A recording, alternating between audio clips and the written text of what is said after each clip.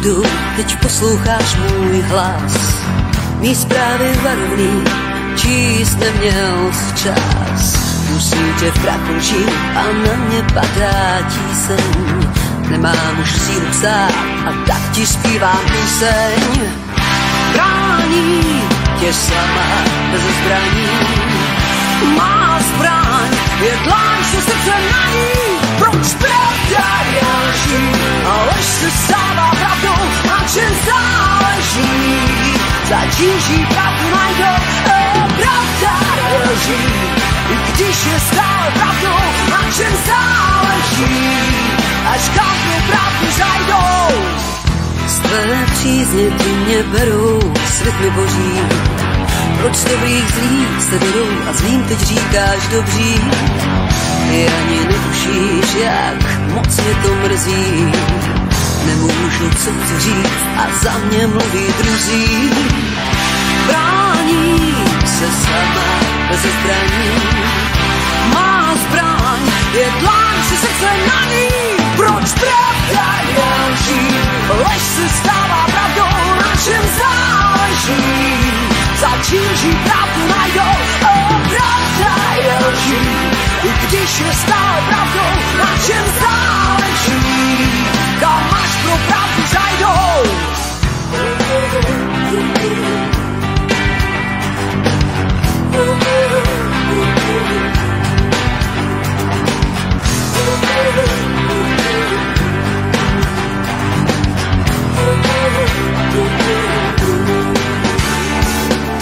Jak bílá dáma v tvým černým poli, zůstávám sama, jak pravda, co bolí.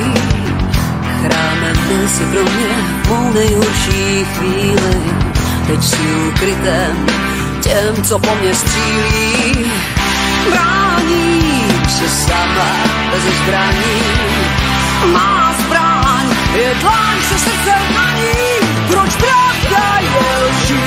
Lež se stává pravdou, na čem záleží. Za tíží pravdu najdou, pravda je lží. I když je stále pravdou, na čem záleží. Tam až pro pravdu zajdou, pravda je lží. Na čem záleží. Pravda je lží. Na čem záleží. Proč pravda je lží. Dobrý den, milí diváci, jsme Poslové budoucnosti. Mě říkají Jan a jsem z rodu Pospíšilů a mám tu opět jako hosta Jána Minároviče z Trnavy. No, hosta, spíš hlavního propagátora, protože já toho opět... Kolegu, ano, že já toho opět moc nenapovídám, takže scházíme se po 7. na téma koncepce sociální bezpečnosti. Tentokrát jsme si vypíchli téma čas. Zákony času. Jistě jste si všimli, nebo nevím, jestli to tak vnímáte, že čas se nám nějak poněkud zrychluje, že například to, co někdy v 17. století mohl vidět starý kmet, když se podíval z okna své chaloupky, tak tam viděl de facto stejnou scénu, jakou tam viděl tenhle člověk, když byl malý kluk. Prostě ta samá náves, strom tamhle vlevo, žebříňák vpravo a žádný, prostě za těch jeho 54 let života nebo 60 se de facto nic na té vesnici nezměnilo. Ale když se dnešní šedesátník podívá z okna a vzpomene si, co tam viděl jako dítě, tak je to propastný rozdíl. Prostě čas se nám nějak zrychluje a o zákonitostech této změny si právě dnes budeme povídat s Jánem Minárovičem z Trnavy. Takže Jane, prosím. Ďakujem za super úvod, lebo krásne si to strčil do dejinných zákonitostí, čo teda súvisí zase s časom. Ne?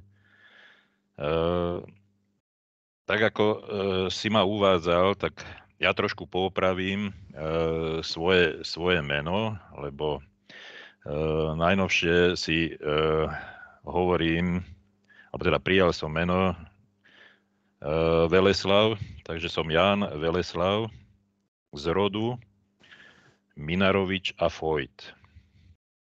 To súvisí s tým, že vlastne každý viac menej máme dve vetvy, z ktorých pochádzame. To znamená na základe matky a otca, tak preto z rodu Minarovič po otcovi a z rodu Foyt po mame. Čiže tam je vidieť, že som z polovice z rodov zo Slovenska a z polovice z rodov z Moravy. To tak, sú tie dvě věčnosti, které se v každém z nás vlastně spojujú. Tak. No a aby som nadviazal na to, čo si povedal Jan, môj kolega v tejto bohulibej činnosti, to znamená osvete, tak dneska vlastne budeme hovoriť o zákone času. Takto nazvali v KSB, čiže koncepcii spoločenskej bezpečnosti. A je to veľmi zaujímavé. Preto dávam do pozornosti, že by ste si pozorne vypočuli to, čo dneska v krátkosti vám predostrieme a poprípade si potom ešte poštudovali na základe odkazov, ktoré vlastne pod videami sú, kde si hĺbšie môžete prečítať o týchto veciach. Lebo ten zákon času je dôležitý do doplnenia tej mozaiky konceptuálneho myslenia. V ňom alebo teda autori v tejto stati hovoria o tom, že všetko, čo sa deje vo vesmíre, je možné popísať ako periodické procesy. To myslím si, že všetci konceptuálne zdatní ľudia, a myslím, že takí počúvajú vlastne tento náš seriál, ktorý s Janom vlastne dnešným dňom je vlastne 7. časťou, ktorú sme pre vás pripravili, tak každý si to uvedomuje, že tá periodicita sa prejavuje v každodennom živote nás všetkých. Hej. Ráno vstaneme, máme určitý rituál, každý, hej. Potom k obedu zase máme nejaký rituál, k večeri máme a medzi tým máme niektoré ďalšie, na ktoré sme zvyknutí. A toto sa skoro pravidelne každý deň opakuje, tieto určité zabehnuté rituály. Čiže sú to periodické procesy v našom živote. Okrem toho sú potom dlhšie periodické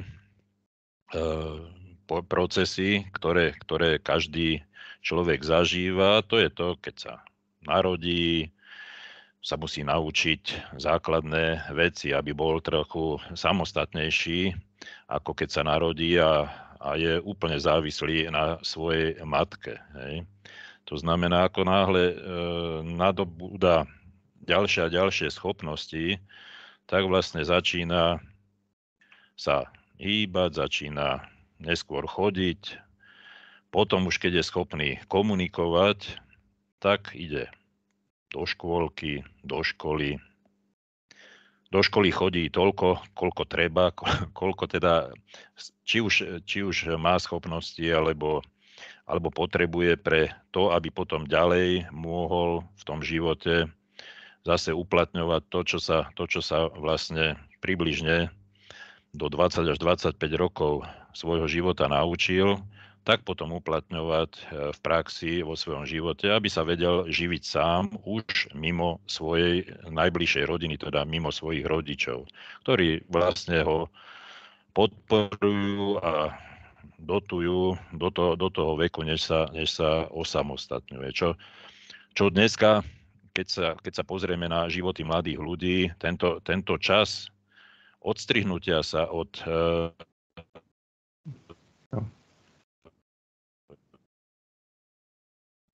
čiže tá perióda sa trošku posúva ďalej, ako já to bolo v trošku nám to minulosti vypadlo. zvykom. Prosím tě, ještě jednou, ten čas toho odstřinutí myslíš jako z rodinného domu, že jo? Áno.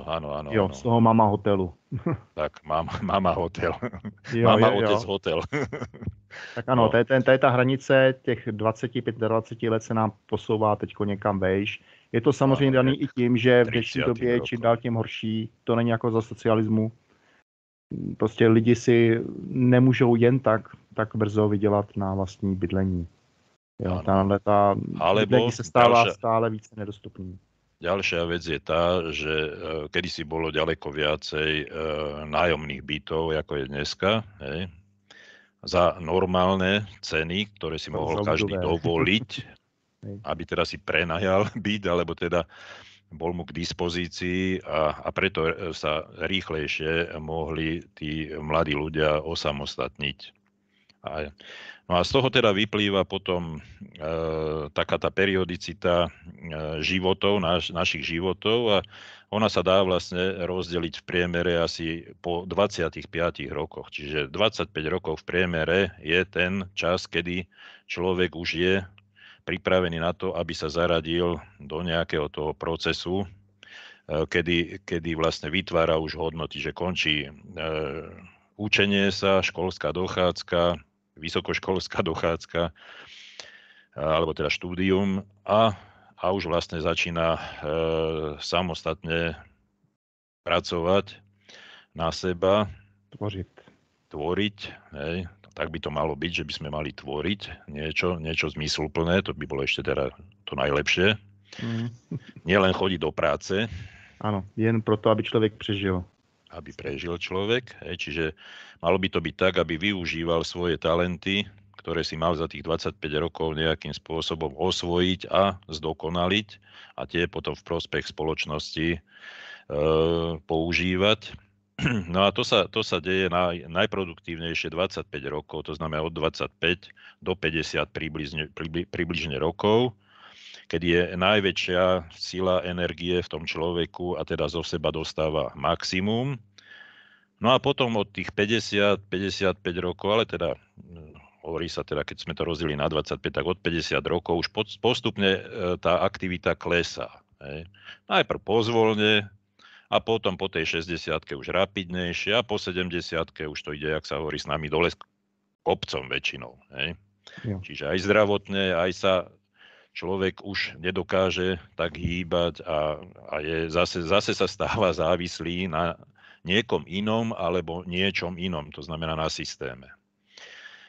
Čiže tá periodicita, ktorá tu vlastne v tom živote človeka je približne 25 rokov a tejto periodicite hovoríme biologický čas, alebo teda tak ho nazvali tvorcovia v KSB. A ta periodita se vlastně nemění, tato perioda, to je vlastně pořád těch 25 let, protože prostě naše těla takhle jsou uspůsobeny. Takže ano, to je takovej, řekněme, časový etalon. Hovoria o tom, že posledných 7000 rokov sa to príliš nezmenilo. Hej. Veľmi dôležité je jedna vec a to je výmena generácií alebo tvorba ďalšej generácie. To znamená, väčšinou ženy rodia deti okolo 25. roku, nehovorím, dneska sa to zase posúva o niečo, ale keď si zoberieme krátku minulosť dozadu a dnešok, tak v priemere každých 25 rokov je vlastne jedna generácia. Teď to nemusíme brát podle naší jakoby západní civilizace, že tady se to chce vlastně posouvat ten čas prvního těhotenství ke 40. roku. Prostě na světě jsou jiný civilizace, které mají jiné hodnoty, jiný žebříček svých hodnot a tam se prostě rodí třeba od 18 let pořád, jak to bylo u nás normální tady za socialismu. Tady, když holka ve 20 letech nebyla těhotná, tak už se na ní koukalo skrz prsty, že tam není něco v pořádku. Áno. Zažil som to na vysokej škole, kde dievčatá pred skončením vysokej školy veľmi, veľmi sa snažili o to, aby už mali partnerov a pokiaľ možno aj sa vydali. Lebo že potom, keď skončia vysokú školu a zaradia sa niekde do pracovného procesu, už bude väčší problém si nájsť partnerov, lebo budú mať okolo tých 25 rokov, vtedy to bolo tak a to už bol problém si nájsť partnera. No, takže toto... A ďalšia vec, ktorá tomu hovorí, to je vlastne aj biologické predpoklady človeka a ženy zvlášť najsilnejšie sú pripravené na to, aby mali potomstvo, aby mali deti okolo toho 25. roku života. To znamená od 20. do 30. Potom začínajú problémy po 30. roku. To sa dneska prejavuje v tom, že ženy, ktoré vlastne majú po 30 rokoch deti a blíži sa to bližšie k 40-ke, už sú tam veľké problémy s tým, aby mohli vôbec mať deti. Hej. Takže tento biologický čas je v priemere tých 25 rokov. Čiže to je viac menej taký etalón nášho života. No a keď hovoríme o 25 rokoch ako určitej perióde, určitom etalóne, tak z toho vyplýva aj tá frekvencia biologického času, ktorá je vlastne týchto 25 rokov. To znamená, keď si to premietneme do sinusoidy, tak táto znázorňuje a vlastne tých 7000 rokov sa berie, že vlastne je tá sinusoida rovnaká. To znamená, frekvencia je rovnaká. Ďalšia vec, ktorá je veľmi dôležitá pre život človeka ako biologického druhu, je, že človek ako jediný tu na Zemi spracúva vlastne potraviny nielen preto, aby prežil, ale aby tvoril pre tvorbu. A v rámci tejto tvorby postupne vytvára alebo mení to prostredie, v ktorom žije a najmä teda v poslednom období, to znamená posledných 200 rokov, sa toto prostredie, v ktorom žijeme, veľmi, veľmi mení. Čím ďalej viac. Čiže vytvára sa určité, popri biosfére, v ktorej žijeme, tak sa vytvára technosféra. Dneska už väčšina ľudí, najmä západnej spoločnosti, nie je schopná žiť mimo technosféru. To znamená žiť relatívne prírodne, v súlade s prírodou a v prírode väčšina ľudí vlastne západnej civilizácie nie je schopná fungovať. Preto aj celý západ, keď si zoberieme, tak väčšina ľudí tam žije v mestách, kde teda má maximálne centralizovanú technosféru a vlastne extrém sa prejavuje, čo som dostal sa k informáciám v takom Japonsku, kde existujú mrakodrapy, z ktorých ľudia za celý život nevyšli von. Čiže pre nás ešte akože nepochopiteľné, ale tam sa to už deje. Čiže tam to už pokročilo, tá technosféra do takého extrému, že tí ľudia majú v tom mrakodrabe všetko, čo potrebujú pre život, pre svoj život, ktorý je úplne závislý na technosfére. A oni, či už kvôli tomu, že sa im nechce, alebo nepotrebujú, alebo dokonca majú problém už psychicky, že teda boja sa výjsť mimo toho prostredia, ktoré poznajú, tak ostávajú vlastne v týchto mrakodrapoch. To len tak na margo toho, že ako tá technosféra môže úplne nás, by som povedal, ovládnuť. Hej. To je krásná zlatá klec teda.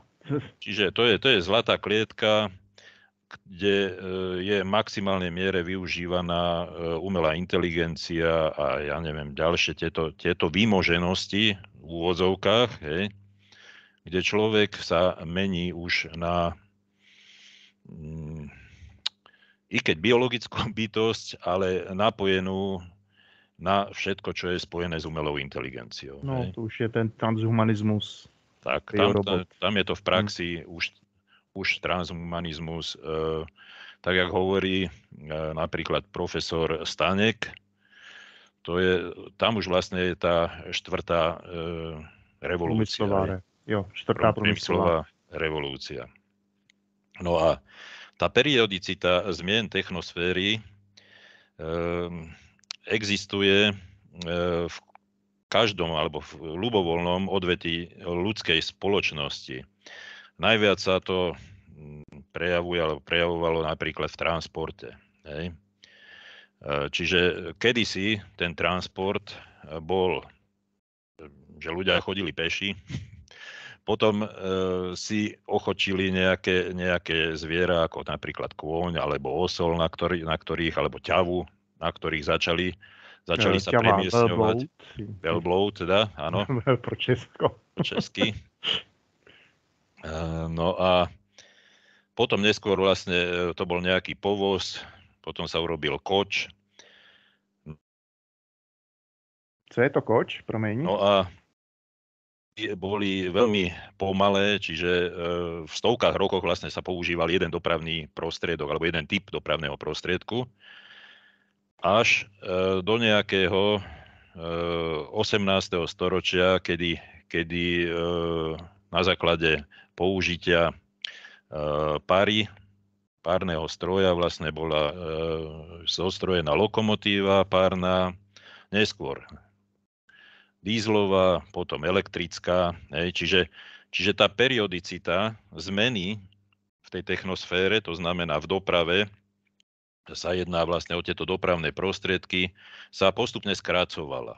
Čiže zo stovák rokov až tisícov rokov postupne to išlo na desiatky rokov a dneska, keď si zoberieme dopravné prostriedky ako auta, lietadlá, tak už sa to mení v rokoch, lebo vidíme, že to, čo, ja neviem, bolo v rámci technosféry pripravované, to znamená, ja neviem, spaľovacie motory, dneska ich už elektrické motory veľmi rýchlo chcú nahradzovať a deje sa to skokovo v lietadlách Detto, sa to deje v rokoch už, vlastne tieto zmeny.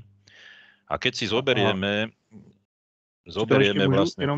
Jenom ještě tady k tomu, že vlastně i tyhle ty rychlé postupy jsou vlastně uměle bržděný ještě. Protože takový výkřik posledních let, elektrická koloběžka, to tu bylo už před první světovou válkou. Jo. Těm věcem elektrický auta už tu taky byly. To byly malý válníčky elektrický, ty tu byly spolu s prvníma benzínovejma. Jo. Ano, hovorí se... tak jako i tady do tohohle bohužel zasahuje i vlastně umělý brždění postupu.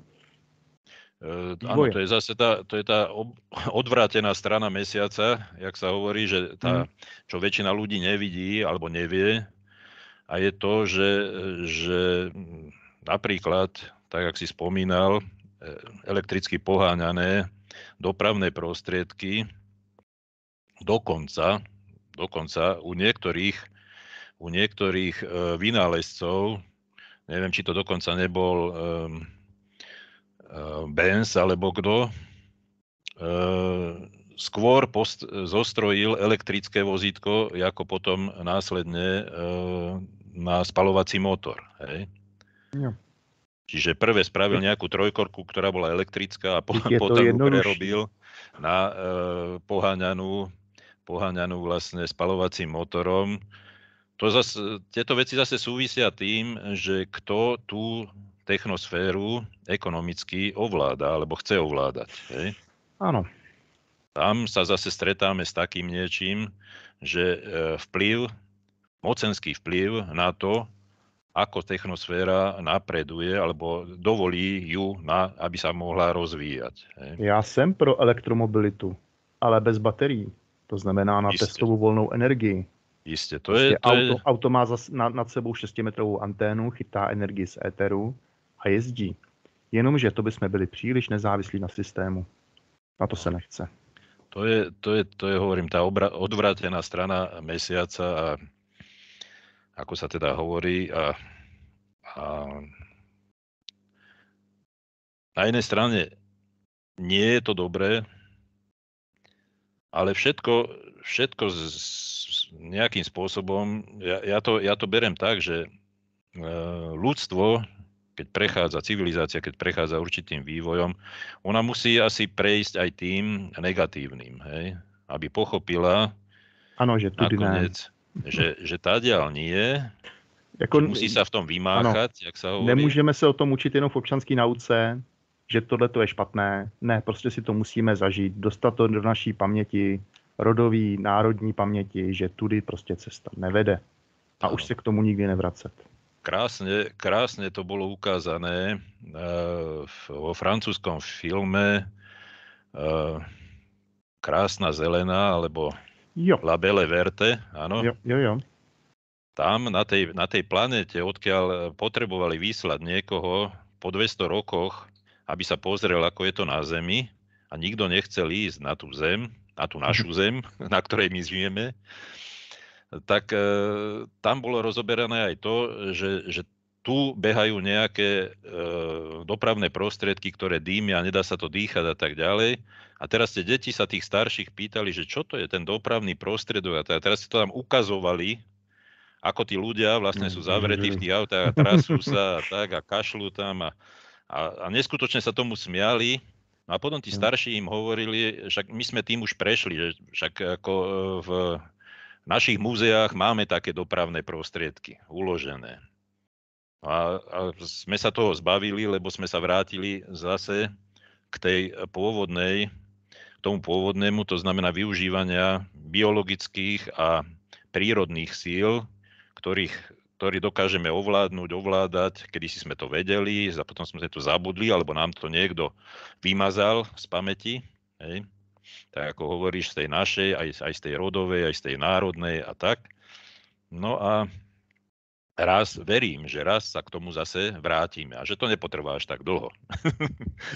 Ale zase to by bolo trošku z iného súdka a ja sa teda vrátim naspäť. Áno, máme téma zákon času. Zákonu času, hej. To znamená, toto, o čom hovoríme, to znamená, akým spôsobom tá technosféra sa mení a zrýchluje sa jej zmena, tak to sa volá, že frekvencia sociálneho času, lebo tá technosféra vplýva na sociálne skupiny, na ľudí, hej, a preto to nazvali tvorcovia KSB frekvencia sociálneho času. A podľa toho, čo sme teraz hovorili, tak tá frekvencia toho biologického času posledných 7000 rokov ostáva viac menej rovnaká v priemere na Zemi medzi populáciou, medzi civilizáciou, kdežto táto sociálna sa veľmi, veľmi zrýchľuje. Za posledné roky je to najviac viditeľné v informatike, kedy... Tam vlastně dá se říct, že v informatice je ten vývoj nejméně bržděn. Jo. Áno, ten je neskutočne rýchly. Zase to niekomu asi aj z tých mocných, to znamená, ako sme si hovorili, tá pyramída hore, to znamená tí, ktorých nazývajú v KSB globálny prediktor, hej, asi mu to vyhovuje, aby to napredovalo. Hej. Ano. No a... O takovejhle krabičkách, který nás poslouchávají, o tom se STB ani nezdálo. Jo, napríklad. To je jeden taký názorný príklad, že k čomu to môže slúžiť. Ono je to tak, jak so všetkým, čo v technosfére bolo vytvorené, môže slúžiť v duálnom svete, v ktorom žijeme, dvomi spôsobmi. A to buď pozitívne, alebo negatívne, do plusu, alebo do mínusu. Čiže na jednej strane je to výborné, že máme taký prostriedok, aby sme sa mohli dorozumievať, aby sme si mohli vymieňať informácie, aby sme si mohli sťahovať informácie, ale na druhej strane zase to môže niekomu slúžiť na to, aby nás veľmi dobre mal pod kontrolou, čo robíme. No a keď porovnáme tieto etalóny biologického a sociálneho času, tak môžeme nájsť určité obdobie, kedy tie frekvencie, lebo to sú tie etalóny, to sú frekvencie biologického a frekvencia sociálneho času, sa viac menej dostali do tej amplitúdy, do rovného, hej? Áno, takto, jak to znázorňuje. Nakreslit. Tady znázorňuje Jan. Ta červená, to je ten etalon toho biologického času a ta zelená je tady ukázáno na začátku, že vlastně byla ta perioda delší, natažená, nebo ta frekvence byla nižší a právě v jednom bodě se nám to sešlo, že ty frekvence byly souhlasné a potom dál pokračuje ta jak to říct, amplituda rychlejším tempem. Zrychluje se dál a dál. A právě tohle je ten bod, o kterém Jan teď bude mluvit. No to je vlastne bod, kedy vlastne došlo k prepojeniu a zladeniu rovnakých týchto frekvencií. Vznikla vlastne ich rezonancia.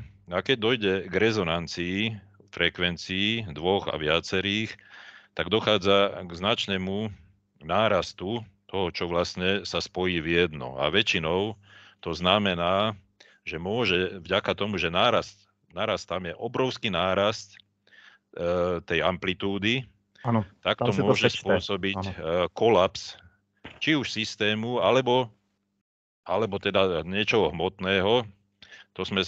Tí, čo sme vlastne absolvovali vojančinu, tak jedno pravidlo bolo, že keď sme pochodovali všetci rovnako, išli sme na nejaký most alebo na nejaký prechod cez niečo, tak bolo nahlásené, alebo teda bol daný rozkaz zrušiť krok. To znamená, aby nie naraz všetci sme rovnakou nohou dúpali a rovnako, lebo by to mohlo znamenať to, že dojdeme na most a tam sa tie frekvencie naša s tou, ktorá v tom materiáli je, tak by sa nastala rezonancia a pri tej rezonancii by ten most, alebo tá lávka, alebo čo došla k újmu. Tohle už se stalo někdy v nějaký britské armádě. Nějaká rota nebo četa šla přes most, samozřejmě zpívali do kroku, no a most se tak rozhoupal, že bohužel se všichni utopili pod tím zříceným mostem. Všetci spadli do rieky a vlastne väčšina z nich sa utopila. Že? Takže to isté sa môže stať v tom procese alebo v tej spoločnosti, že keď takto sa dve frekvencie dajú dokopy a vznikne tá rezonančná, tak to môže spôsobiť kolaps. A to sa viac menej dialo v tej prvej polovici 20. storočia, kedy sa tieto rezonancie, ale teda tieto frekvencie veľmi začali zbližovať, až teda narastala tá rezonancie natoľko, že vyústením bola vlastne svetová vojna, ktorá, keď sa tak zobere, začala v roku 1914 a skončila v roku 1945. To, že ich nazývame, že prvá a druhá svetová vojna, tak niekomu to zase tak vyhovuje, že sa to tak nazýva, ale v konečnom dôsledku ten začiatok a koniec je jednej svetovej vojny. Hej?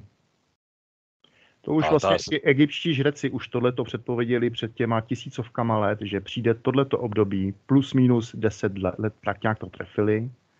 Kdy prostě tyhle dva časy, ten etalon se sejde vlastně tady s tím technočasem, sociálním časem a nějak to zarezonuje a bude to mít nějaký dalekosáhlý důsledek pro lidstvo.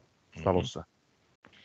No a to, že nedošlo ku kolapsu civilizácie, to je do určitej miery zázrak. Ale hovorí sa, že zázraky sa nedejú, že vždy je niečo za tým, nejaká sila, ktorá urobila to, že že zabránila tomu, aby tá rezonancia znamenala vlastne totálny kolaps civilizácie, i keď sme boli veľmi blízko k tomu totálnemu kolapsu a to môžeme spojiť s tým, že boli prevedené výbuchy v Japonsku, v Hirošime a Nagasaki atomovými bombami a to pravdepodobne bolo to posledné, čo táto civilizácia urobila, na základe čoho určité sily sa začali zaujímať o našu civilizáciu natoľko, aby zastavili tento totálny kolaps našej civilizácie, lebo ako náhle by sa ďalej používali atomové bomby, jasné, že by boli stále silnejšie a silnejšie, no aby sme sami seba ako civilizácia zničili. Takže určite nejaké sily zasiahli, ktoré urobili to, že doteraz sme sa atomovými bombami nezničili. Viacej to nebudem rozoberať, to je zase na iné... Dohledá, najde. Každý si to môže dohľadať. Konceptuálny človek jednoznačne chápe, o čo ide. No a tu je teraz dôležité to, že ten sociálny čas sa stále tá frekvencia sa zvyšuje, čo má veľký vplyv na našu civilizáciu a vůbec na to... Já nemůžu ještě jedno přirovnání. Tak k tomu bodu, kdy právě se ten sociální a biologický čas jakoby sjednotili do jedné amplitudy a navzájem se podpořili a zesílili. To si můžeme představit právě třeba na tryskovém letadle, který dosahuje rychlosti zvuku. A právě v okamžiku, kdy dosáhne rychlosti zvuku, tak hluk, který to letadlo produkuje, se vrací do trupu toho letadla a hrozí roztrháním toho letadla. Takže v tu chvíli pilot má jen dvě možnosti, buď to zpomalit, anebo zrychlit, překonat to. Takže to je ten aerodynamický třesk. Takže sociální čas se zrychlil. Nezůstal vlastně v souhlasu s biologickým časem, ale zrychlil se. Ja nepokračuj. Áno, tak ako hovoríš, pokiaľ by ostal v tej rezonancii veľmi dlho, tak vlastne skôr či neskôr by došlo k rozpadu civilizácie. Hej. Čiže preto buď sa muselo spomaliť, alebo zrýchliť, ono sa zrýchlilo. To znamená, technológie, ktoré dneska používame, sa menia ďaleko rýchlejšie, hej, tá technosféra. A je to vidieť vlastne priamo v tej IT oblasti, kde teda ozaj ten nárast, ale teda tá frekvencia je neskutočná. Hovoria to vlastne tí, ktorí pracujú v tejto oblasti, hovorí sa tomu cudzým slovom futurológia, to znamená nejaká predpoveď niečoho, čo ako sa bude vyvíjať. Veľmi známy je jeden autor, Dave Evans, ktorý hovorí o tom, že to, čo dneska poznáme, on o tom hovoril niekedy v roku 2010, je 5% v tom roku 2010, čo sú informácie, z toho, čo za 50 rokov budú informácie. Čiže porovnanie v roku 2010 s rokom 2060 asi 95 ku 5. Ďalej sa tam hovorí o tom, že každé nasledujúce 2 roky bude objem informácií sa zväčšovať asi 6 krát.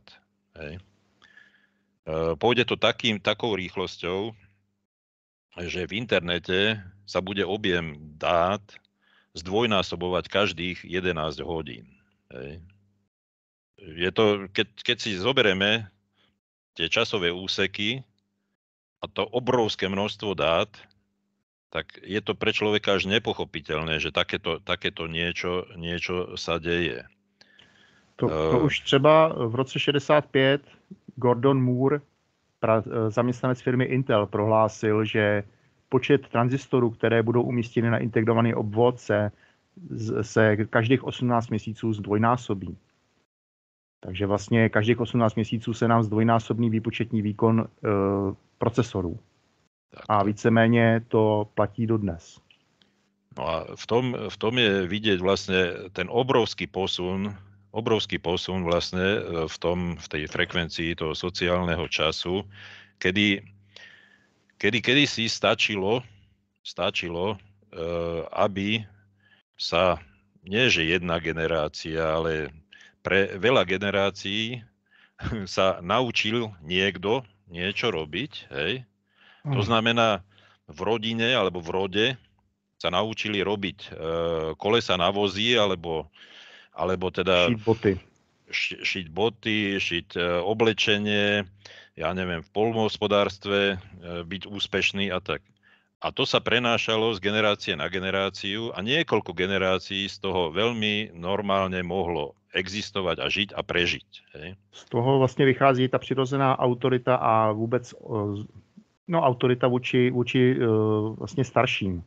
Áno, vtedy to bolo jednoznačné, úcta, lebo ty mladí se vlastně naučí od starých všecko, co budou potřebovat do svého vlastního života.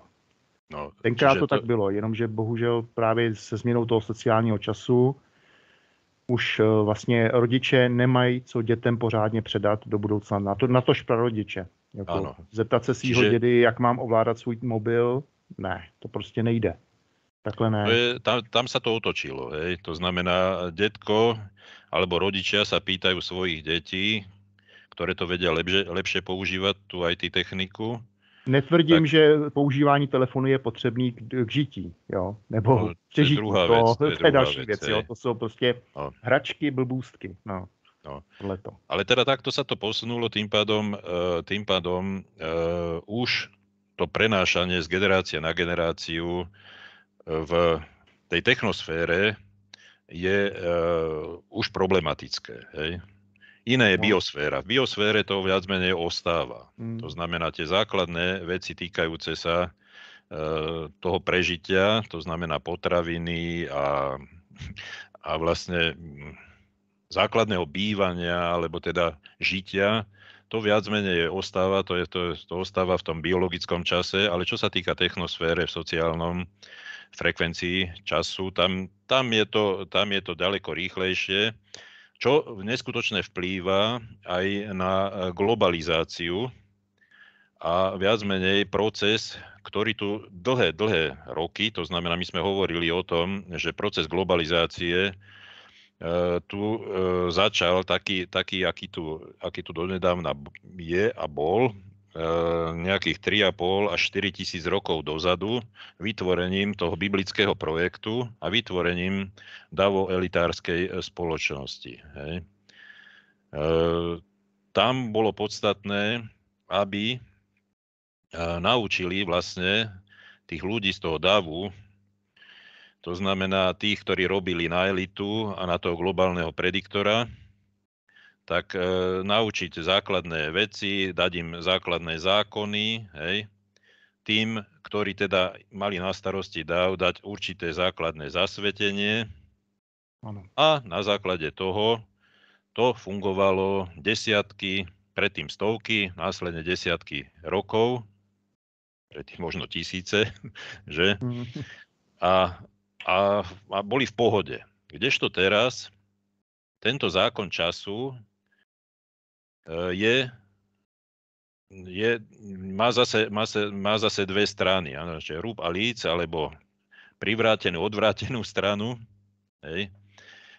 To znamená, na jednej strane posúva tú civilizáciu nejakým smerom, že oni teda ľahšie môžu tie zdroje svoje si obospodarovať, kontrolovať a tak, ale na druhej strane stále potrebujú tých ľudí z toho davu, aby na nich pracovali, lebo však z ich energie žijú, to znamená elita a globálny prediktor.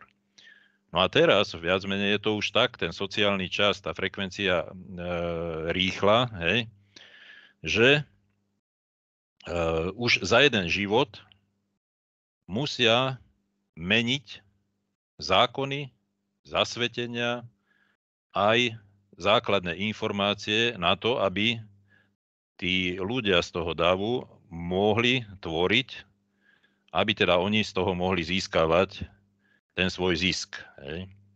To znamená, ten systém sa rozpadá. Ono hlavně jde o to, že vlastně takový ty okultní vědy přestávají být, to znamená oku skrytý, přestávají být oku skrytý právě z hlediska zákona času. Tam je to zákonitě daný, že aby ta společnost vůbec fungovala, tak ta elita a globální prediktor musí čím dál tím víc informací, těch skutečných, poskytnout tomu plebsu, tomu davu, aby ta společnost vůbec nějak fungovala. A dřív stačilo, jak říkáš, to třeba 1% znání jim dát, jenom vědomostí, aby to fungovalo. A tohleto procentuálně nám prostě stoupá nahoru. A zákonitě nakonec budou muset nám projevit všechny znalosti, aby to vůbec nějak tady fungovalo. Áno, áno. Že už jenom podle tohle zákona času ten globální prediktor a tato okultní společnosti prostě skončí. Áno, že už nebude možný nic skrývat. Tak. Lebo jeden zo základných konov je, keď chcem niečo realizovať, tak musím o tom ľuďom povedať. Čiže teraz sa deje to, že tie informácie, veľa ľudí si to teda neuvedomuje, ale stále je viac tých, ktorí si to začínajú uvedomovať, že oni vlastne dopredu hovoria, čo budú robiť, čo budú konať a tým pádom ľudia sa môžu k tomu určitým spôsobom postaviť, zaujať stanovisko, zmeniť spôsob života, aby ich to nezasiahlo. Hej? Takže to je vlastne také viditeľné, hmatateľné, ten kolaps, že musia oboznamovať. A na druhej strane je na nás všetkých... To je zase souvisí s konem svobodnej vôle. Či chceme a vieme tieto veci rozkodovať, vieme si ich všimnúť a podľa toho sa zariadiť. A tým pádom vlastne to, čo donedávna bolo základom ich moci, a to je tá obrátená pyramída, to znamená, ten globálny prediktor mal všetky potrebné informácie, elita mala určité, hej, a dáv mal minimálne. Čiže tak, ako si povedal, možno 1% informácií, a to ešte roztrieštených, aby teda nevedel si ich zložiť do nejakého obrazu. Hej. A to poznanie je moc. Hej. Kto disponuje informáciami, disponuje svetom. Hej. Čiže to platí. Platilo to. No a momentálne, keďže tie informácie presakujú už vo veľkom množstve, tak je to vidieť, že veľa ľudí sa prebudza a ten systém sa rúca a vytvára sa iný, novší, ktorý teda má sprístupniť informácie všetkým ľuďom na to, aby tá spoločnosť, tá civilizácia sa pozitívne vyvíjala k tomu novému zajtrajšku. Hovorí sa o ňom ako o zlatom veku ľudstva, alebo teda civilizácie na Zemi. No a platí tu ešte jedna silná zákonitosť, to by si každý mal uvedomiť a podľa toho sa aj správať k tomu, že teda nakoľko je ochotný venovať svoj čas navyšovaniu svojich informácií a svojho vedomia, lebo platí, že každý v miere svojho chápania vecí pracuje na seba. Hej? A v miere nechápania na toho, kto chápe viac. To sa podepisujú. No. Takže buďte vedomí si tohto odkazu tvorcov KSB a pracujte na tom, aby tá miera vášho chápania bola čo najväčšia, lebo vtedy pracujeme na seba a pre seba. A aby čo najmenej sme museli alebo robili to, že nechápeme a tým pádom nechávame iných, aby s nami mohli manipulovať. Toľko na záver by som povedal. Jo. Děkuju, hezký závěr. Takže já už snad nemám ani co dodat, no. Prostě učte se, vzdělávejte se. Pracujete tím pádem na sebe a ne na jiné. Prajem vám veľa zdaru a veľa chuti a pohody pri tom, keď sa budete dozvedať viac o svete, o živote, o sebe, lebo tie možnosti sú nekonečné. A je to nádherné, keď človek získava viac a viac prehľadu o tom, čo sa deje a čo sa ešte môže diať. Čoho sme schopní, pokiaľ si to uvedomíme. Takže do počutia, priatelia. Jo, naschranou.